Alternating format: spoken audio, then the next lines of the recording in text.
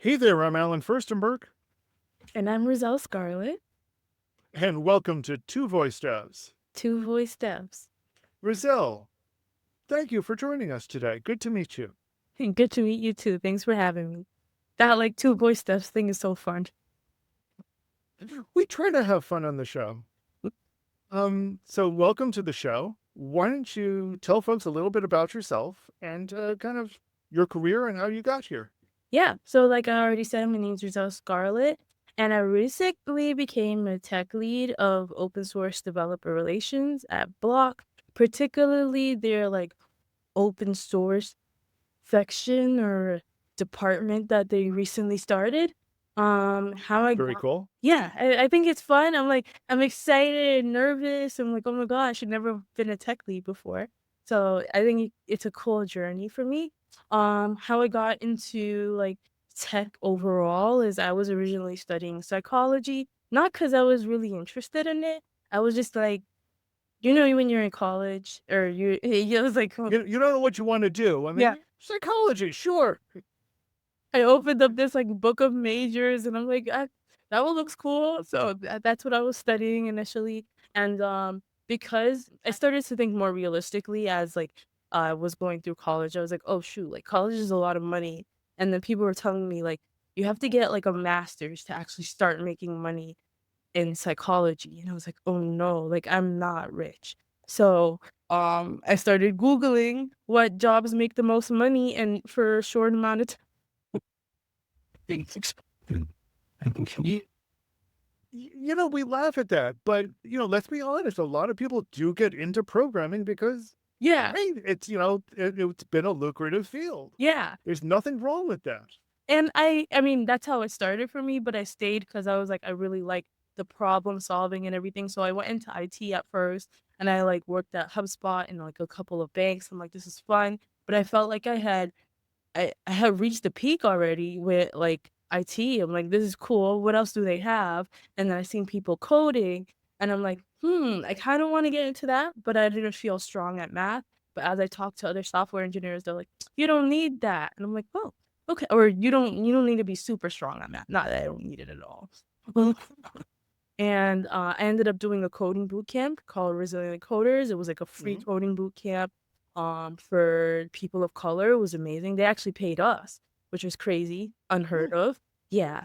And then worked as a software engineer. And then while I was working as a software engineer, I got my degree in computer science. And then I was like, I kind of like teaching people how to code because on the side, Mhm. that year, 2021, or 2020, I was doing way too much, but on the side, I also was teaching people. I think it was 2019 actually. I was teaching people, like women of color, how to code as well. Mhm. So I was like, I really like teaching people, like, this is so fun. And I was like, how can I do this but still get my software engineering salary? And I found out about developer advocacy. I'm like, this is so cool. I can still code, I can make presentations, I can be creative. I can write. I love writing. So I was able to take all of my skill sets and things I'm passionate about, put it into one job. I worked at GitHub, had an amazing time, and then I moved Wow. over to Block. Yeah. So that's my journey. It was a little long. No, it wasn't long. All of us have a different journey, and I think that's always what's so exciting. Having guest hosts on the show for the first time is hearing exactly what that journey is. Hmm. So, briefly, what is Block, and Oh, what do you do there? that's a good question. So Block is actually I describe it as a company of companies, right? So it's made up of Square, Cash App, Afterpay, Tidal, Oh, okay. a lot. What that people have heard of? Yes, I know Block is like, "What's that?" But, you've used or know about these companies. So, there are a whole bunch of different, projects that Jack Dorsey has invested in or he's even created, like Cash App came straight out of Square. Um, they also have Spiral. They have a whole bunch of stuff, ranging from different, projects, but the real goal or mission is economic empowerment. So he's like economic empowerment through music, or for Square, basically enabling people who have mom and pop shops to be able to run their businesses. So Mhm. it's all of these different companies together. And then Block itself that I work in, we kind of are supporting all of these businesses, if that makes any sense, or Yeah. all these organizations. Like, I kind of work more like in the office of the CTO type of area, and we're like setting the groundwork for all these other businesses to succeed. Okay. Yeah. So you say you work in the open source division there? You do open source at Block. Can you talk a little bit about, what that entails? Yeah. So, at Block, they're doing a lot of different projects. Like, there's like a package manager called Hermit. There's all these various things, but the main thing that we're focused right now is an AI agent called Goose. It's open source. Yeah. An AI agent like everyone else Yeah. is focused on, sure. Everyone else is also doing. An AI agent. It's open source, it's local, and it does use MCP. Hmm. And we actually, like, way back before Anthropic's announcement about MCP, we contributed to the spec for MCP. So, like, we've been involved in like model context protocol development for a while now. And yeah, what I do is kinda help people learn about how to use Goose, and I bring back feedback as a developer advocate, like, "Hey, this developer's not having a good time, like, we need to fix this." So, that can look in various ways. I might be doing conference talks or writing blog posts, and yeah, that's my job. So you've touched on, literally a bunch of episodes that we've recently done. Yeah. I recently did an interview with Google's, essentially their head of developer relations globally. That was a fun interview. And we've been talking a lot about MCP because, it's a hot topic. It's an important topic, I think, these days. And I feel like, I'm still having trouble wrapping my head around everything that MCP is right now Yeah. and all of the issues of it. And, every time I think I've got it, got it kind of grounded a little bit, it kind of slipped through my fingers. Yeah. So Mark and I, a couple of weeks back, had a chat about MCP, and we're trying to get into the programming about it, and seeing there's, the concept of a local MCP service, but also a remote MCP service. And since then, I've read, well, maybe these remote MCP services are actually using a different protocol that Anthropic isn't supporting it. Mm, And, just trying to wrap my head around everything that's going on. interesting. Um, I feel like there's just so much going on that I don't have a good grasp on it at all. Yeah. Yeah, that's fair. I would say, I didn't know about the protocol being different. That's actually interesting. I gotta look into. Maybe I got it wrong. Oh, That's kind of what I mean is, um, so I guess what are the issues that you're seeing people having with MCP, or what are the things that you're seeing people really getting out of MCP? yeah. I mean, I think similar to you at first, maybe understanding what it is. It does. I did see like some past podcasts where you guys were like, why do we need it if we already have REST API or SOAP and stuff like that? Yeah. Um and I mean, I guess you guys kind of already answered it, but from my perspective, if this helps anybody, it's it's like a for me, I look at it as like a SDK or an API for AI agents so that they'll be able to Okay. communicate with whatever tooling that you have. Um, the things that I see people excited about is just the ability to tap into some other like product that they haven't used before. And they may not know, like maybe there's a learning curve and be able to like quickly do it, especially non-developers. Like Hmm. um Goose, we're not just encouraging people to only use it if they're developers. Use it if you're not a developer for any other like task or activity you have. One example is I like showed my little sister, for some reason, I don't really grasp the goal of her doing this, but she wanted to make like a Google Doc extension that had Hmm. like a word count. To me, I'm like, it already has word counting. I don't know. But this is something that a writer will want, I guess. And like she wants the word count. She wants to know how much she's written in each session. I guess she already had an extension and it stopped working. She wants to put a goal And she's like, I don't know how to do it. And we used Goose as an MCP client. She could have used Claude, whatever it was. And like she just typed what she needed. So I think the part that's people are getting and feeling excited about is that it's kind of democratizing code for them and just democratizing any other tools as well. Like that's what I think. Like I heard you guys talk about Blender on a past podcast and like I tried it too. I've always wanted to use Blender, but it feels overwhelming. And I was just typing. I'm like, can you make this? And then it literally created a 3D scene for me. And so it's just fun for prototyping. The part that I do see people concerned or confused about as well is security. Um, like that's like the biggest concern that you pop up. And that was the concern we raised multiple times. Yes. And that's fear because right now we're just like in this really excited phase. Like, oh my gosh, install any MCP server and stuff like that. But it's like, hold on, like who made this MCP server? It can people could use it and have been using it for malicious things. I heard of someone calling it slop squatting. I don't know if I'm saying it right. Slop squatting, slop something, but it was like injecting some type of like prompt injection type of thing where they like make the package name look really similar, but Oh yeah, I can like see this. inserting like bad stuff into your computer.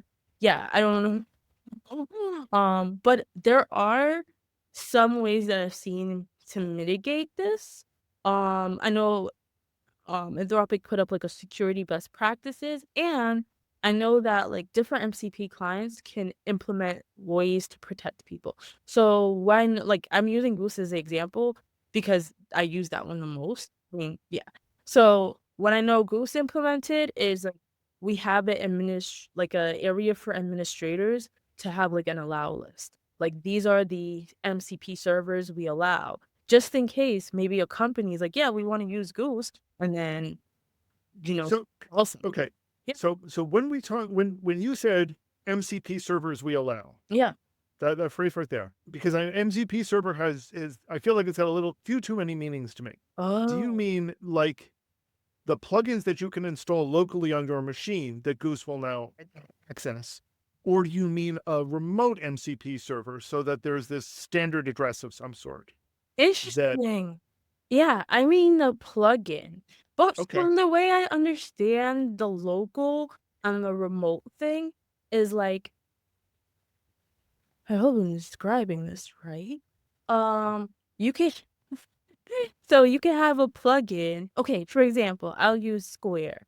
Square has an MCP server that allows sellers to like tap into the Square API with just Mm-hmm. using words, right? You can use this locally by doing like npx install whatever the command is, right? And I think that like brings down the code. I don't maybe the term local and remote is really overwhelming. But when it's remote, you can also use it remotely and that means that Square is running a actual server. Okay, so you get that. Yeah, an actual server of this MCP server. And you would just type in the URL to connect your MCP client to that MCP server.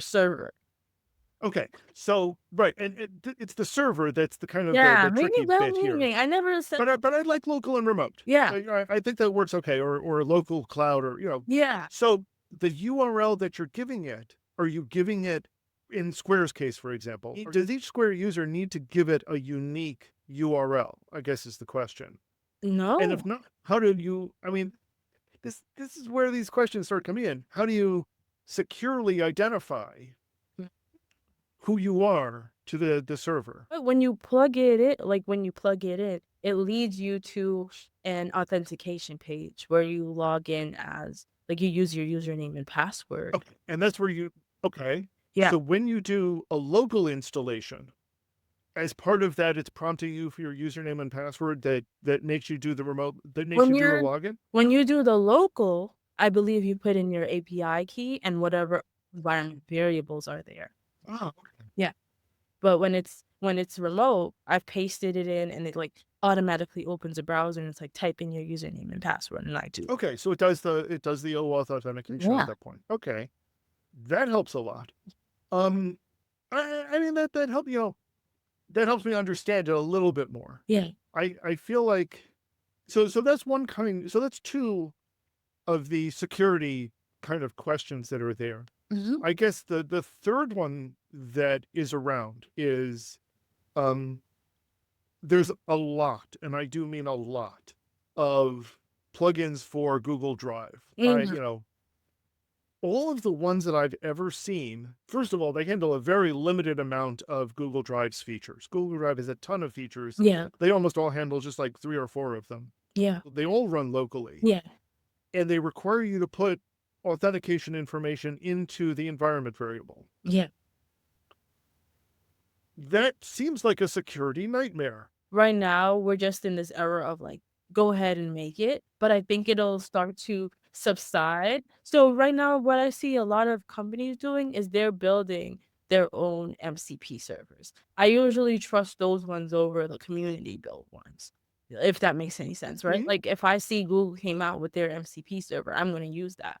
Alternative is what my company has done. We want people in our company to kind of dog food Goose, but we're a fintech, and we're like, we don't want you Right. to just use that random Google Drive thing by anybody, because this goes against, I don't know what type of like rules we have, laws, legal laws, SOC 2 or Well, whatever. if, Yeah. even without specific laws, you're dealing with finances. You're dealing with money, Yeah, and yeah. people are incredibly sensitive about money. Exactly. So what we've done is we developed our own internal MCP servers, if that makes any sense. So Mhm. we've had engineers who like they were going by certain rules, like we're not going to expose this or blah blah blah. So we have like specific ones for like serious data, like things that are happening in Snowflake or Google Drive and all that. So that's one way we've dealt with it in the enterprise. And I think um it'll start to get more realistic. Like, I think right now we're just in that phase of, like, this is exciting, people are building, but we're not like community members and we're just using their stuff. Sorry, go ahead. No, no, and I agree with that. It's exciting, and people want to dive in and do it. But I feel like at some point, if we're going to take this serious, if this is going to be a serious product, we need to say, look, it's fine that we've got these tools, but I don't know how I'm going to trust this. Security has been, we know how to do things securely, and we just dove into this protocol without addressing the security issues. Yeah, that's I mean, up front, the proposal itself says, yeah, security's on our roadmap. On our roadmap. yeah.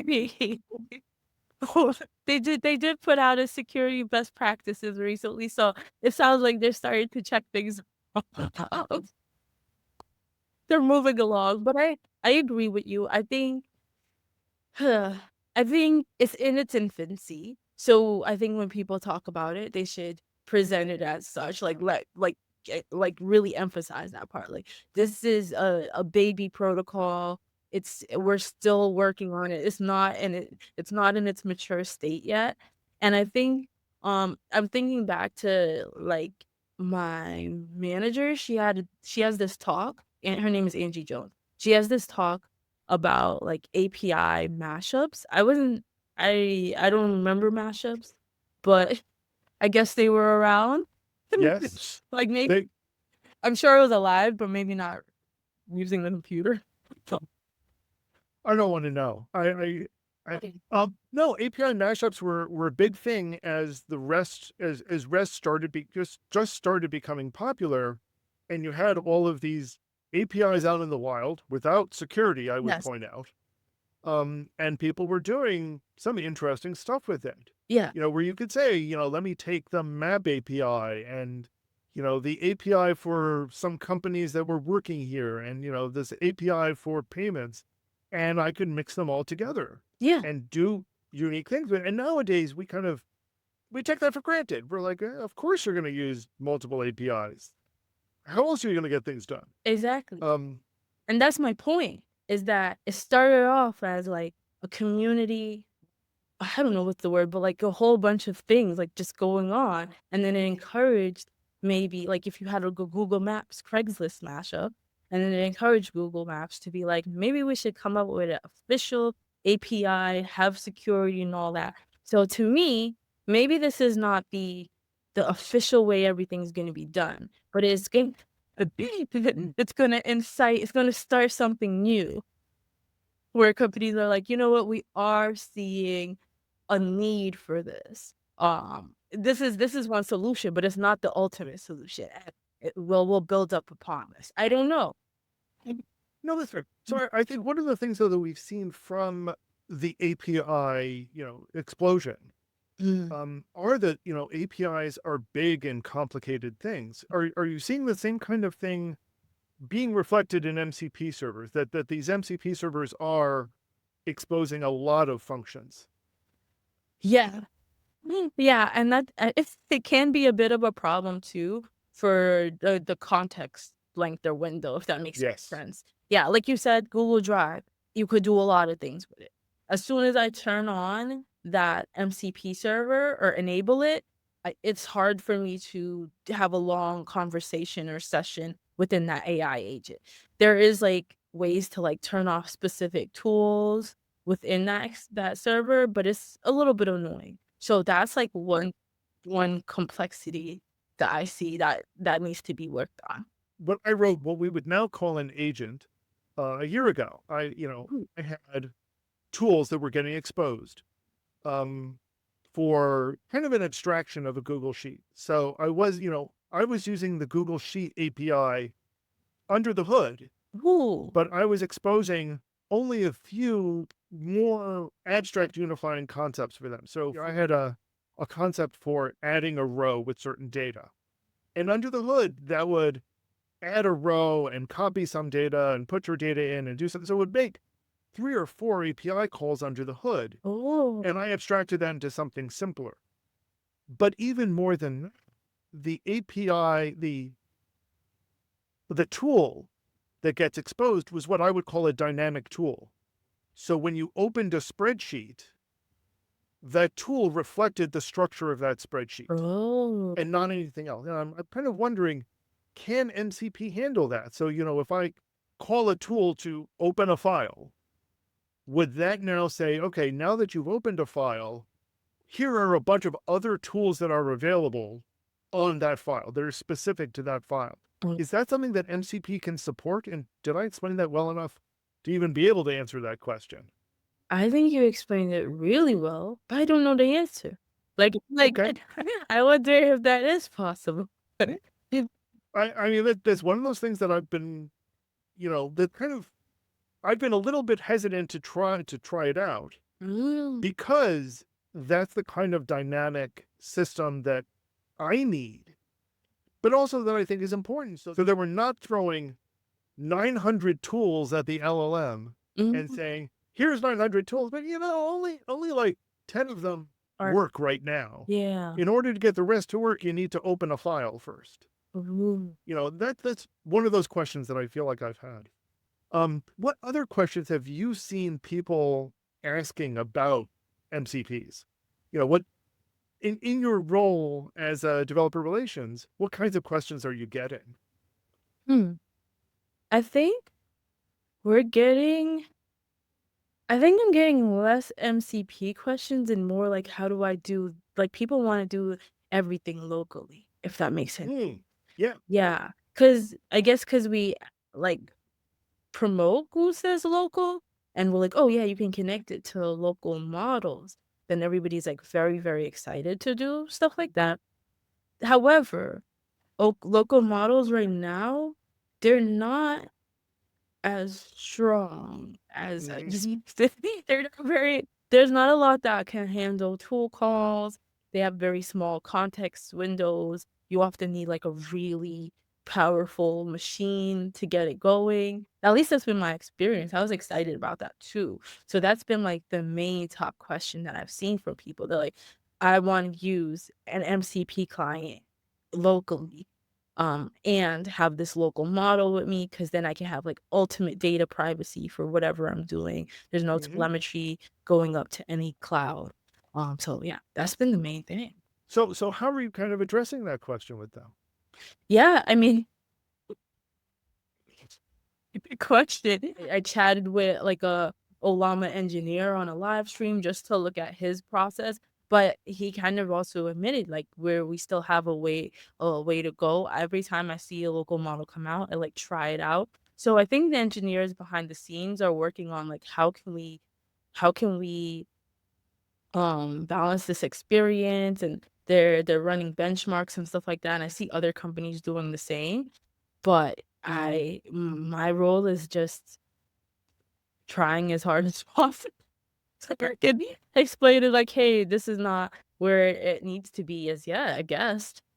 I feel like one of the things that I wrestle with a lot about this is when installing a local MCP server, it's obviously it's downloading it, it's compiling it, it's, it's creating this local interface. Mhm.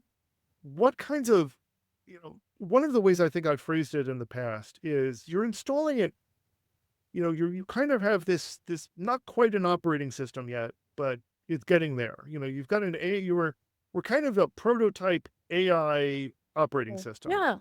and you're installing an app in it. Mhm. What does that feel like? What is that experience for users at this point? Hmm. Okay, that's a good question. And I feel like I'm just only talking about Goose. I don't wanna make it sound that way. Well, I mean, that's the What I framework do. that you're working in. Yeah, That's okay. fine. When MCP really just first came out, I was on maternity leave, and I was like, "Oh my gosh, this looks so cool. I wanna get off of maternity leave." I low-key cut my maternity leave a little short because I wanted to know, like, I'm too nosy. I just wanna be part of everything. And when I was looking at, like, how to do it with Claude and some other things, it looked like a bunch of commands, looked a little bit confused. That was it. That was actually one of the big issues that I had with Claude Desktop is it says, install it and then type this into a JSON file. I'm like, Yeah. really? Yeah. I'm like, wait a minute. I'm like, "What, am I doing this right? I don't know." But I felt like with Goof has been easy. I don't know. So Okay. you have the CLI part. Maybe there's like a CLI version and then a UI version. Maybe the CLI version is not as easy for folks. But the UI, you literally have, like, a page that says like, it's a desktop app. You literally have, like, a page that's like, "Oh, install, extensions," and then you literally type the name of it in, and then you copy and paste the command. So if it's like npx -y at Google/Google Drive, whatever it is, and then if it has environment variables, whatever API key, and you press add, and then it adds it.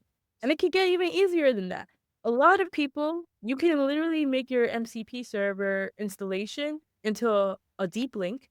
Someone clicks it, it'll install. It's lovely. Although, like, I will say, that could be a security issue because you don't know, like, what people might put in there, but it's one. Yeah, I mean, let's be clear. I think it is, but so is installing any other That is true. application. That's true. Yeah, It does come down to how are we trusting these yeah, applications. that's true.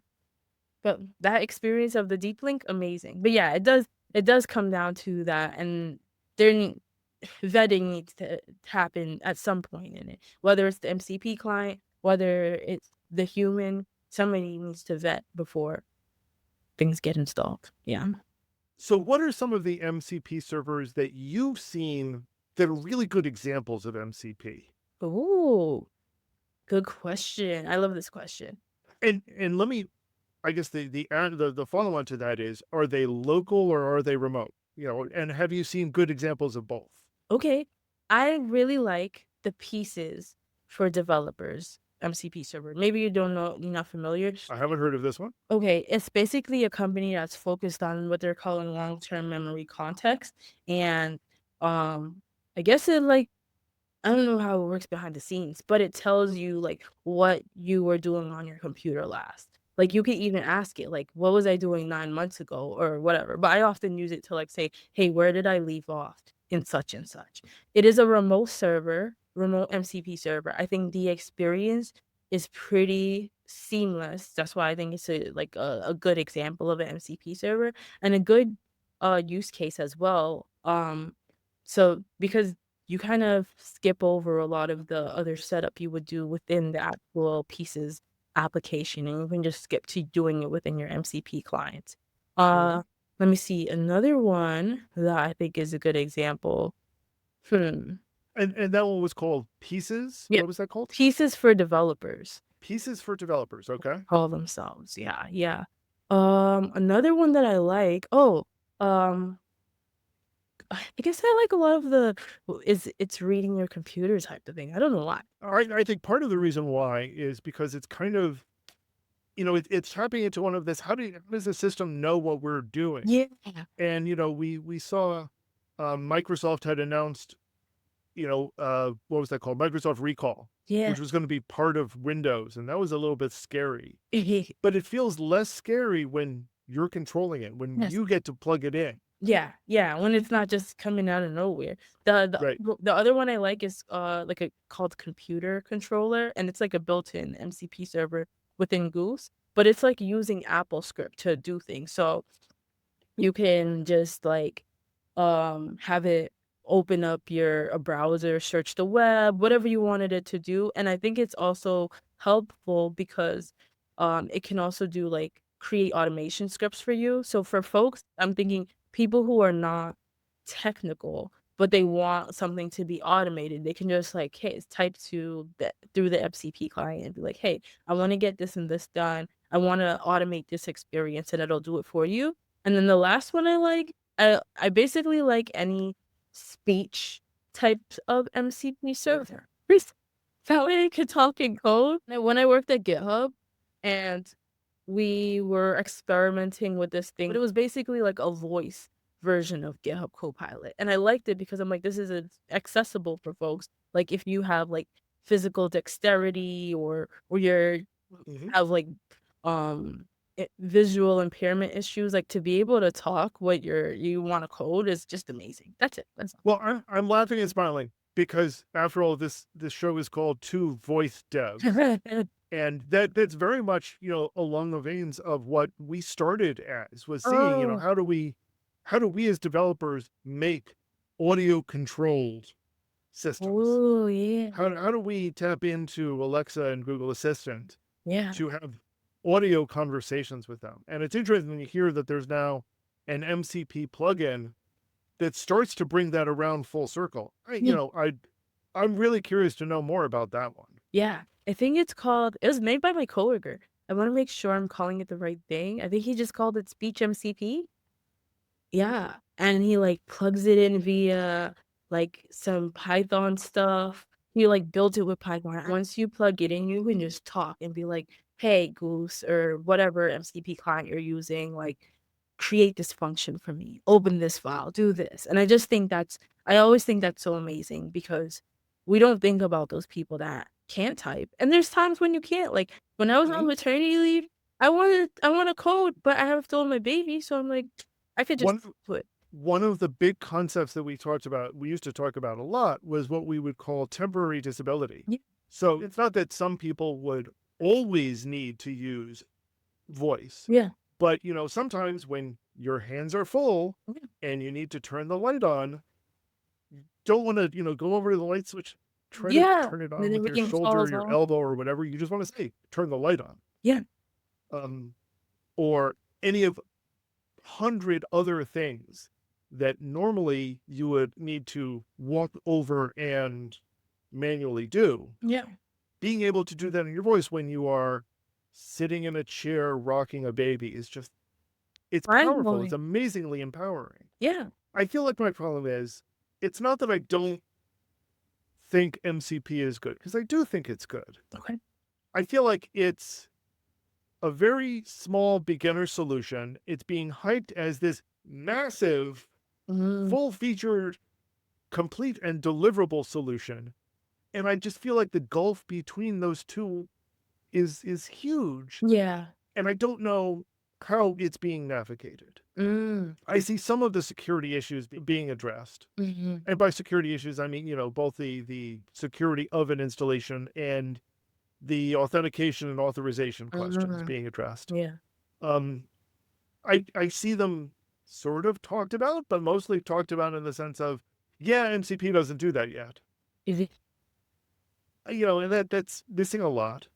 Um, I don't have a good sense on what a remote MCP server feels like yet or how it's configured yet. Mm. I guess what it feels like to me is even when we're talking about users, this still feels like a hobbyist Mm. element. So you don't need to be a programmer, but you do need to know, Slightly technical. how to install the installer, Mm. how to turn, how to install and how to find a command line so you can type this in Yeah. to install it in the first place. Yeah. I feel like that's the barrier that I still see to this protocol. Yeah. How do you see that being resolved? And I guess more importantly, how close do you see us to that being resolved? Yeah, I think we're fairly close because even though there's hype, those okay, I feel okay. This is kind of like the feeling I have with vibe code. The hype people are the loudest, but they're not the majority. They just Hmm. feel like the majority because they're the loudest. But you have a lot more experienced engineers like you in the background that are like, hold on, wait a minute. Let's think this through. This is just a pet project as of right now. This is not completely there's so many things that I see in the future that could like be an issue. So to me, I think that's enough like people that are probably in the background developing things. I know that um there's like an MCP, what do you call those? Committee? Yeah, Hmm. committee that's working on these things behind the scenes. I know they're like working on a registry. They're working on like how do we like make deep links to make things easier for people. I know like um Pulse MCP, GitHub, and Block are working on that. I know that there's different people trying to solve things. They're not all great solutions. I know there's like a MCP registry called Glamma that tells you if something's secure, like if it's the MCP server is secure or not. So while it's not solved yet, and I agree, it's getting a lot of hype. Well, so you mentioned a registry. Yeah. In the past, when I talked to Michal, he was talking about a registry. We went and looked up registries. When I talked to Mark, we found a that's now 3 or 4 registries, Yeah. all of which behave differently. Yeah. This one's gonna be like those ones are like made by the community, but this one's gonna be like the official, like unified one to connect to other registries. Right? I don't know. You're like, I don't believe it. It's not that I don't believe it. Yeah. It's that it feels like it's once again a lot of, MCP came out and said, we are the USB port for this problem. We have solved this problem. Yeah. And I'm like, you didn't Not solve this problem. solved. You're on the way to solving the problem. This is Yeah. a approach towards solving the problem, but you haven't solved the problem. Yeah. So when someone says, we have the registry and it solves the problem, I'm, yeah, okay, maybe. Yeah. I need a little more proof than that, though. Yeah. And I think because you're an engineer. We we So you're saying I'm skeptical and I need the blueprints. we're rightly so question things and we're like, this is not all the way logical. But I also, you're probably going to strongly disagree on this. But I think as I've been in developer advocacy, I learned that if you want to push something forward, if you want to make some type of technology better, which is making AI agents communicate in a better way, you kind of have to act like yours is the best one. Because a lot of people, they make really cool solutions, but they don't say anything or they're quiet about it, and it never gets adopted and never gets improved. Like, it gets improved by themselves. So I'm like, you to me, what I've seen successful is you start with the thing that may not be the best thing, but you're like, this is the best thing. And then it continues to grow and grow and grow and get better. That's what I've seen. I'm not entirely sure I disagree with that. Um, I do feel like that's more a symptom of our technology hype cycle, which concerns me. I'm not happy about that, but I don't disagree with that. I guess what it boils down to is that we've made some steps. We've got a ways to go. We're seeing more and more adoption. We're seeing more and more examples of how to use it. And as we're seeing those examples, we're also seeing the problems. Yeah. So, I think going forward, we need to talk. I feel like what it is we need to have honest conversations about those problems. Yes. And I'm not seeing a lot of that from the hypers. I'm No. seeing some people are quietly saying, maybe we have some solutions for this. But as you say, they're not the people who are out there and talking about it. They're the ones who are, maybe trying to solve the problem. Yeah. Well, I will encourage those people to be loud. Just like when I said this about vibe coding because people were like, everyone's hyping it up and no one's saying it could be unsafe. I'm like, there are people saying it, but you guys are whispering it. I'm like, be louder so that there can be a better balance. I think there's got to be a lot more conversations about all of this stuff. So for having a conversation, where can folks find you and reach out to you and Yeah. and continue this conversation with you? Yeah. On all social media platforms, my handle is Black Girl Bites, and on LinkedIn, I'm Rizel Scarlett. Like any social media you would think of, I'm on there. Fantastic. And again, folks that want to continue this, you can feel free to comment below or find us on LinkedIn. And Rizel, thank you so much for being on. I'm sure we'll have you back another time on Two Voice Devs. Two voice steps. Take care.